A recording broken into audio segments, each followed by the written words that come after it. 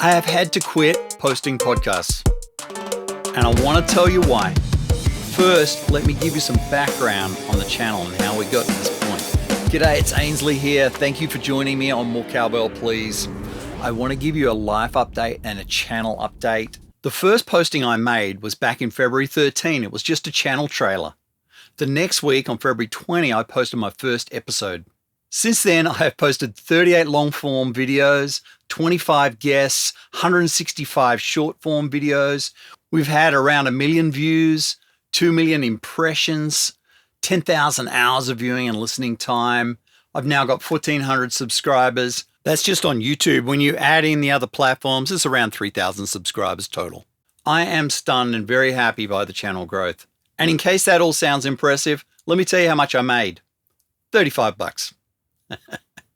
And really that has very little to do with why I've had to quit posting the podcasts. I'm going to get into that. But first, let's have a look at what's happened in the channel. My idea was to get lots of people in the Christian music business and hear their stories. I have so far had 25 guests, and they have been people like producers Chris Stevens, who worked on Gloria Gaynor, Toby Mac, and Mandisa. Paul Mabry, his big claim to fame is Lauren Daigle. He's also done some Corey Asbury. Jordan Malowski is a producer who started out with The Afters and now is producing for people like Toby Mac and Terrian and many others. Keith Everett Smith, who's been the music director for Toby Mac. His wife is Tasha Layton. He's a great producer. Nathan Nockels produced a ton of the Passion records. His wife, Christy Nockels, and he have put out many records since they've left, including some lullaby records that have done really well. Luke Munns was a producer and the drummer for Hillsong United. In fact, he was the guy who formed that brand. A pretty incredible story. That episode did really well. I've also had some songwriters like Matt Armstrong and Ian Eskelin. Some amazing stories from both of those guys. I've had some executives like Jackie Patillo. She is the head of the Gospel Music Association. John Mays, he's the A&R guy who signed Lauren Daigle. Now, Jackie and John have long histories in the music business and they give a lot of insight into how we got here. Skillet's manager, Zach Kelm, came on our show, shared a lot of the wisdom he's gained over the years managing Rebecca St. James and Colton Dixon. I've also had some artists like John and Luke Smallbone from fk&c, and Aaron Schust, who is a solo artist, Matt Hammett, also a solo artist, formerly of Sanctus Real, and Chris Cleveland of Stars Go Dim. One of the most fascinating episodes was with artist, worship leader, and Bollywood producer Prince Mullah. I've had some engineers, which is what I do, like Sean Moffat, Doug Weir, and 8-time Grammy winner Danny Duncan. I had the English and European concert promoter Gary Smith on. What a great episode that was. Other industry people like reporters and journalists such as Jessica Morris, who broke the big story on Newsboys and Tate, and the Christian music guys. We did a fun episode talking about all the different things from a fan's perspective. I'm so thankful to each guest that has appeared. Thank you. Everybody in the music business has struggles. When you hear other people's struggles, it tends to put perspective on your own. So we are giving each other therapy as we go through these. I had to stop putting out weekly episodes 3 or 4 weeks ago.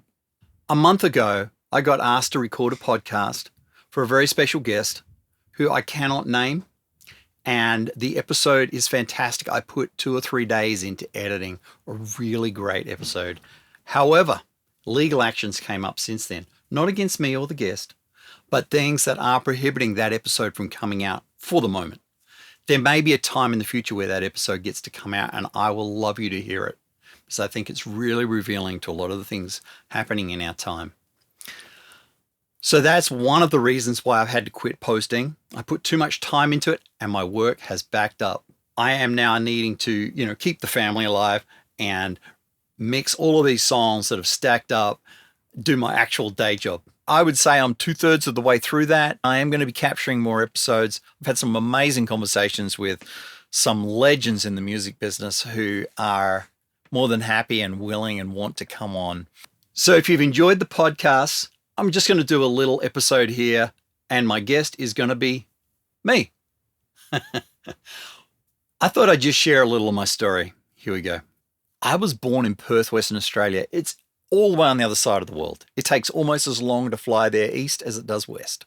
When I was 10 months old, my parents moved to India as missionaries, and we lived in two cities, Calcutta and Madras. At the time, it's now called Chennai. India is an amazingly massive place, 1.4 billion people. And that's one of the reasons I did the episode with Prince Mullah. I have a bit of a heart for that country, and one of the producers I'm working with, Ian Eskelin, one of my other guests, is working on stuff for India and working with Prince Mullah.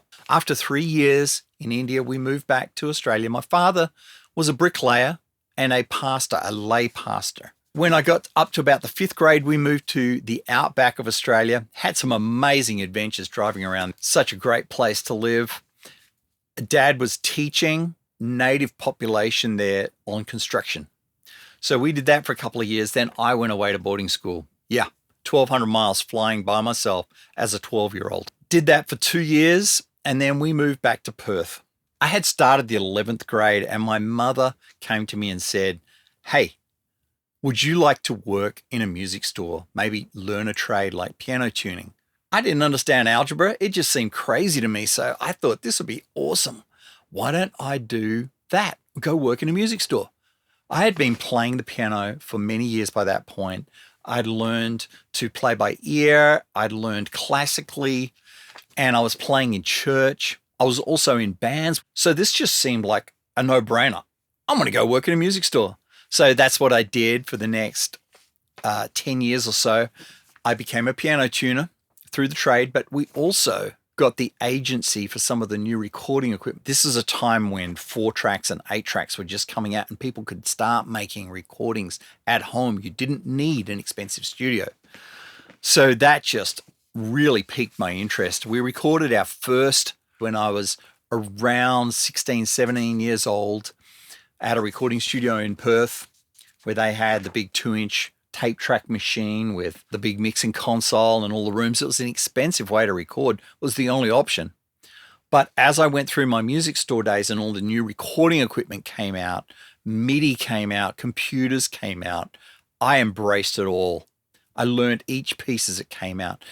So then I got into a Christian music band. Didn't have anywhere really to play, but we made some original songs and we recorded them. I hope nobody ever hears those. At least not in my professional life here. But it was a huge learning experience. A few friends that had Christian music bands and I joined together and decided we would start this thing called United Christian Artists, and we would start a venue. Well, that really sparked a life of Christian music in the city of Perth. And we put on this event once a week. Eventually we moved to once a month. We didn't do it for money. I didn't realize you could even make money. Certainly in our population, there was no way to make money. We were just in it for the belief of it, for the love of music, for our faith in God. I got asked to speak at a church one time and do a youth event. And I realized in doing that I didn't know what I was talking about. So one of my videos actually relates to the theological training. I mean, we put people on stage without any of the tools to communicate, and people look to the Christian artist to speak, to minister in other ways besides the song. So they may be a good singer and believe, but not have words for it or a way to communicate. So that's what I did. I went to Bible college. I learned about theology and doctrine. After coming out of there, we were still doing the Christian music nightclub.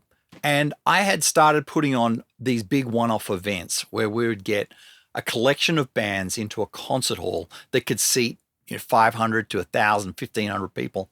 And some of these did really well. And I started getting calls from national promoters. One of those national promoters was fk&c's dad, David Smallbone. He asked me if I would do the international tours he was bringing. So for the next few years, whilst working in the music store, running the Christian music venue, being in a Christian band myself, playing at church every Sunday, I also started doing Christian concert promotions. We did all kinds of people like David Meese, Kenny Marks, Carmen, Amy Grant, Petra, Whiteheart. We always did pretty well in my state. We never lost money. I just put a bookmark in the Amy Grant concert because fast forward a few years, that comes back into play in the movie Unsung Hero. How did I get to America? So the Amy Grant tour was the last concert that David Smallbone did in Australia because, as per the movie, he moved to America, but his business in Australia collapsed. That was around 92, 93. So I no longer did the international concert promotions. That just didn't happen once he exited. But I was still doing Christian bands in the nightclub and playing in church. Another piece to the puzzle was that when those acts were coming through our town, because it was so far away, I got to pick an opening act. Some of those opening acts had no recorded product, no merchandise, they had nothing, but they were great. They had great original songs. So I would say to them, let's record something. In the process of doing that, I decided to open a recording studio. So I opened the Upper Room Recording Studio and we recorded tons of local acts, even did some national things. We had Darlene Check one time, Jeff Bullock, who was a songwriter, some of these people on these national, for the Jesus March, I did some albums for them. I had a recording studio and high turnover, a lot of acts going through, just loved doing it. I didn't know what a producer was. I knew what mixing was. I really liked that bit. That went on for several years until the end of 98 when I moved to the other side of the country and decided that I would like to move to America if possible and get involved in the Christian music business here. By that time, Rebecca St. James had been signed, David's daughter. Rebecca was touring through Brisbane. I went to the concert and I bumped into David there. And he said, send me an email. Tell me what you're up to. See what we can do. Early 2000, he emailed me and said, hey, I want to start a recording label, a worship label. Would you like to come and work on it with me? And of course, I would. I came out to work with David. And over the next few years, we did a label and put out a few acts, which you could look up: Fusebox, River Tribe, Charmaine. They're the three we did. We worked with the label Impop and EMI, which is now Capital Music, for distribution and marketing. So I've done concert promoting, marketing, mixing, played in bands, did every piece of the music business. I didn't even realize it. In the process of working on the label, we would run out of budget. And I would end up mixing things myself. I didn't see myself as a mixer, but some of those things took off and I started getting other calls for mixing. And it seems like a whirlwind now, but the next 22 years or so, that's what I've done. Full-time mixing. I've lived on it for 22 years, just mixing. Had a wonderful career, gotten to work with many, many A-level acts. Of course, I won a Grammy with For King and Country, mixed 10,000 Reasons for Matt Redman, and there's several other things that I worked on that were Grammy nominated or even won Grammys. I just had a blast mixing things that I believed in. So here we are. And then as I got older, you start to go out of fashion. You're not the coolest guy in the room anymore. Not that I ever was. I started to look at my career and think, what can I do to help the new guys coming and to work through what an evolution in a career looks like in Christian music for everybody. I heard recurring stories from everybody I spoke to of all the struggles they were going through. And one day I was talking with a guy called Danny Duncan, my first guest. He had shared some amazing stories with me. He has a great career. And I said, this should have been a podcast. Would you be my first guest? And at that point, the cowbell went off. I'm going to do a podcast. So I've done it for fun. I did it for my own mental health, the spiritual health, and I wanted to help others in the music business, but it's become something else. So here we are. Thank you for tuning in. I have some great conversations with some dear friends and other people in different areas of the music business. 2 weeks ago, my world got changed because Charlie Kirk got shot. And watching the memorial service I was very, very moved by it. And it really challenged me to really dig into this being more about faith and really refocused on what matters in life.